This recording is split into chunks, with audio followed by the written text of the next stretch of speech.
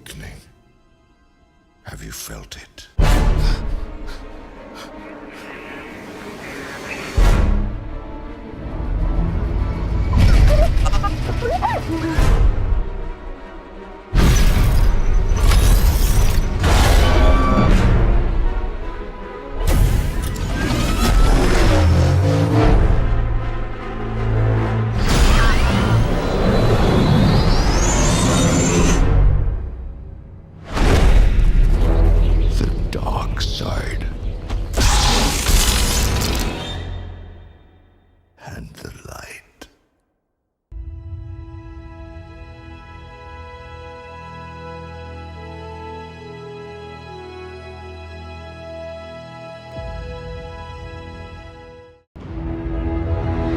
Nothing will stand in our way.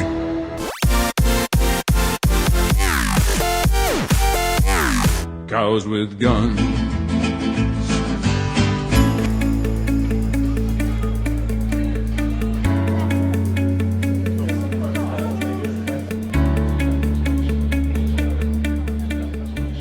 We started in 2010 to kind of bring our fans on a journey, and as a vegan, I kind of struggled to be involved in the meat or dairy trade at all, and at the start of this season I just thought, look, you know, we should do this because most of the food here is already vegan. We hadn't said anything, we didn't label it, you know. It's like when we have a lasagna, we don't say vegetarian lasagna or something like that, we say bean lasagna, or we talk about what's in it rather than what's not in it. So we just took the decision to take that final little step and make the menu vegan. You know, for elite athletes, not eating meat is a really important thing, and we're seeing it in the Premiership now, and they have said that it helps them perform a season long without injury. It's just an obvious thing, but it's coming to the world of sport. It makes no sense to eat meat on any front, and therefore I think it's just a matter of time before it stops. And we all look back and say, my God, what was happening back then?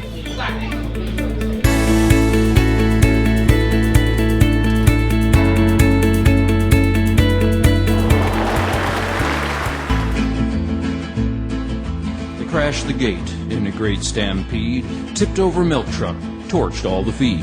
Today it's time to ask the question, how is it that good people make morally bankrupt decisions over and over again? More specifically, how is it that the majority of people eat animals when they claim to love animals? Yet they would probably view themselves as a good person. I know I viewed myself as a good person when I ate meat back in the day. We can glean some answers from the Milgram experiment. Here is Stanley Milgram. When I learn of incidents such as the massacre of millions of men, women, and children perpetrated by the Nazis in World War II, how is it possible, I ask myself, that ordinary people, who are courteous and decent in everyday life, can act callously, inhumanely, without any limitations of conscience? Under what conditions would a person obey authority who commanded actions that went against conscience? And now for his experiment. Volunteers were told they were taking part in scientific research to improve memory. Would you open those and tell me which of you is which, please? Teacher. Where? Teacher. Separated by a screen, the teacher would ask the learner questions in a word game and administer an electric shock when the answer was incorrect. He was told to increase the voltage with each wrong answer. Cloud, horse, rock, house. Answer. Wrong. 150 volts. Answer, horse.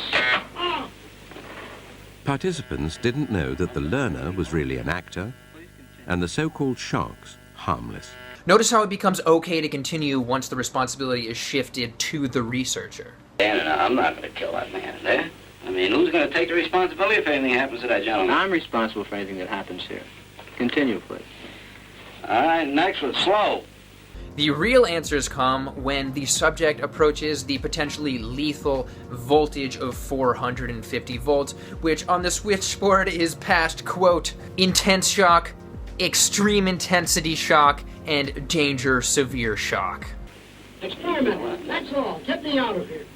Get me out of here, please. Continue, please. Go right on. I refuse to go on. Let me out. You refuse to go on? The experiment requires you continue, teacher. Please continue. yes, about 2/3 of people will administer the maximum shock. So this means that the vast majority of people are capable of doing horrible things under the right conditions. So it becomes easy to imagine what more indirect wrongs a person might be capable of when there's not just somebody right in front of you and a button to shock them, but maybe just a cash register and some far-off animal.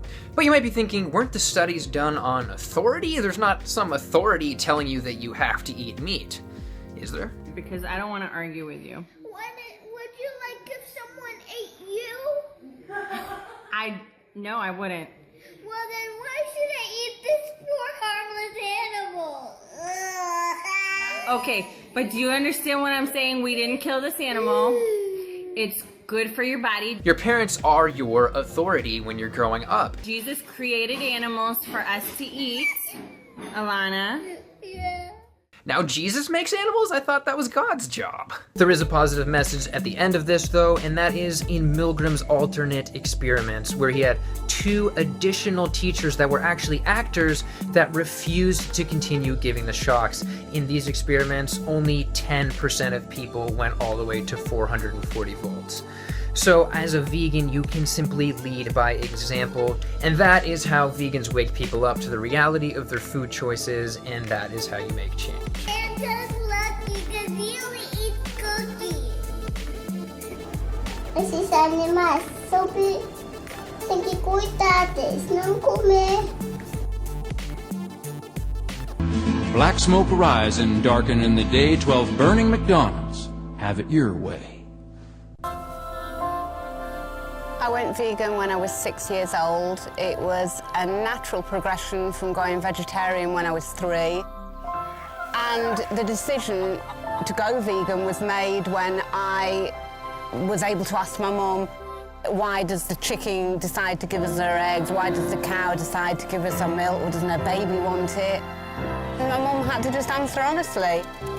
And when she told me, when I had it all explained to me, I decided from that point I was going to be vegan, and it's something I've never reneged on and never regretted in almost 40 years. I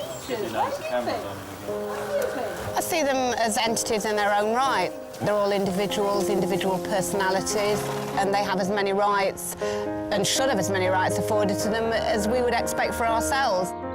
They're all completely different. We don't own them. We're lucky enough to be able to share our lives with them. It's sunny. It's hard, honestly, to describe the connection. It's something that's there. It's just very natural to me. It's like asking why I breathe or something like that. It's just such a natural thing to me. People do write to me very often and say, you know, that I've inspired them, I've motivated them.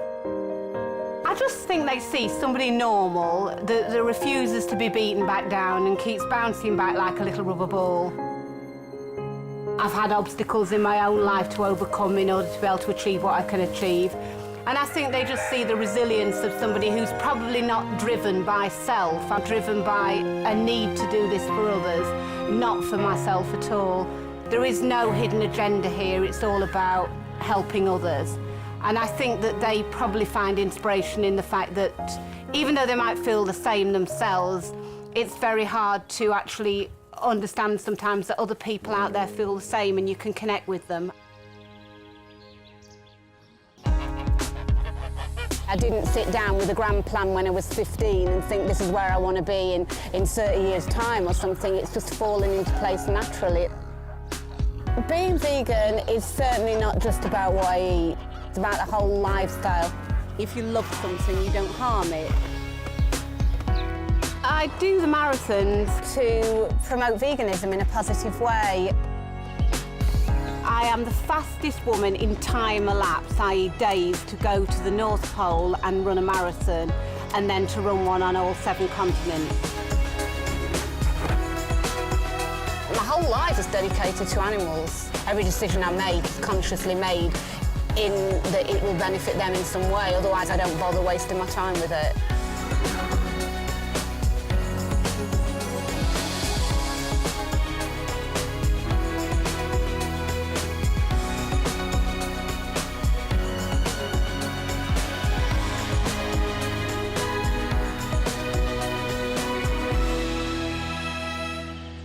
We will fight for bovine freedom and hold our large heads high. Plants are sentient, vegans are condescending, it's natural, I need animal products to be healthy, live and let live.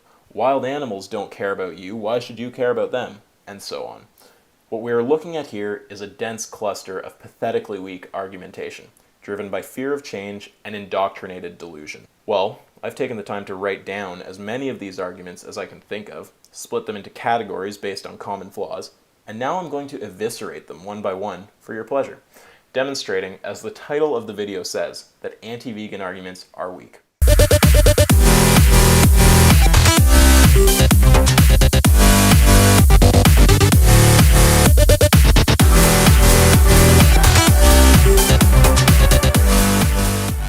We will run free with the buffalo or die.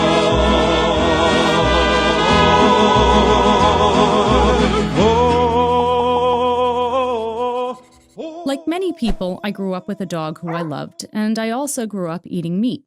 And I never thought about how strange it was that while I would never want to eat my dog, I regularly ate the flesh and eggs and dairy of animals who were not terribly different than my dog. They, too, had feelings and lives that mattered to them. I just never thought about why I ate some animals but not others. We often assume that only vegans and vegetarians bring their beliefs to the dinner table. But the only reason many of us eat cows but not dogs, for example, is because we do have a belief system when it comes to eating animals, carnism. Even though the type of species consumed changes from culture to culture, members of all cultures tend to find their own choices to be rational, and the choices of other cultures to be disgusting and often even offensive. The primary defense of carnism is denial. Carnism denies the truth by making it invisible, by keeping its victims out of sight, and therefore, conveniently, out of public consciousness. Another defense is justification. In other words, carnism teaches us to believe in the 3 N's of justification. Eating animals is normal, natural, and necessary. And of course, we've heard this all before. Slavery is normal, natural, and necessary. And the myths of carnism are institutionalized. They are supported and promoted by all major social institutions, which in turn transmit them to us. So carnistic bias is embedded within the very foundations of society. Carnism teaches us to see farmed animals as abstractions, as lacking any individuality or personality of their own. A pig is a pig, and all pigs are the same. But the fact that carnism needs to use such elaborate defense mechanisms is actually good news. It shows the true vulnerability of the system. Think about it. We care about animals, we care about justice, and we care about the truth. And carnism depends on our not caring, and the system is built on deception. And while it's easy to feel that the problem is so big that our individual efforts won't make a difference, or that the system will never change, the truth is that every choice we make does make a difference. And history shows us, again and again, that awareness opens the door to social transformation. The vegan movement, which is the counterpoint to carnism, is one of the fastest growing social justice movements in the world today. Carnism, of course, is fighting back, using misinformation, disinformation, and scare tactics in an attempt to invalidate the vegan message. Nothing will stand in our way.